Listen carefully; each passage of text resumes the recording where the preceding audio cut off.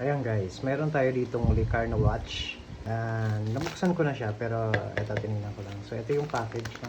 Ito, in-order ko to sa TikTok. Nakita ko na okay naman yung mga reviews. So trinay kong in-order to. So okay. Ito yung Licar watch. Then pag binuksan natin siya, ito yung laman niya. So meron siyang yan, Licar.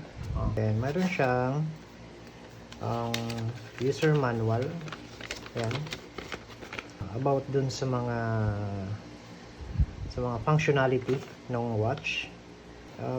Kunin natin siya, yun. Ito yung ano niya. So, meron siyang yan, tag. Ito. Okay. Sa pinakamurang halaga lang, guys, meron ka ng ganitong kagandang watch. Ito. Tingnan nyo, guys. Diba? Astig. So, yung mga functionality, check nyo na lang dito sa manual, no?